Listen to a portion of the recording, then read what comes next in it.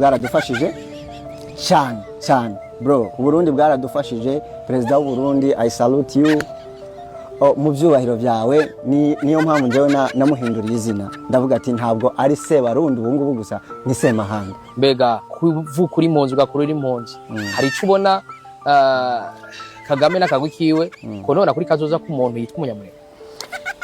Baratwishe duhagaze, kuko ubuzima bwa mbere wobura no kubura igihugu. Kagame yatugize igicuruzwa cyiwe, amaraso yacu niyo yubaka u Rwanda rwiwe, kandi abantu bose barabizi, n'amahanga arabizi. Ukurikije zino ntambara zirafise amaperiode, hagati y'intambara imwe n'indi haraba imyaka nk'itanu, hagati y'intambara n'imwe hakaba nk'itanu, gutyo, kuko bije yo gukora igihugu, yo guteza imbere igihugu cyabo iba yaheze, iheze baca batangura iyindi ntambara ibaha amahera yo gutangura ibindi bikorwa bibi.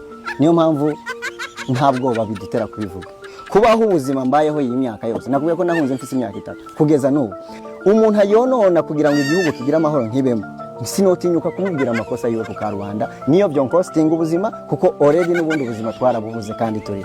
Ariko nimba turi abatutsi mu Burundi, ko ari abatutsi, ko bo bataza kutuvugira ngo abatutsi bariko bari uko kutuvugira izo mpuhwe mu Kinyarwanda niyo bavuga ngo ni impuhwe za bihera. Izi ntambara zose ziba twarahunga, u Rwanda rwabigizemo uruhare, ariko kubera tutari tubizi akaba ariho duhungira. Abanyarwanda baheruka kwakira impunzi z'Abanyamulenge ryari?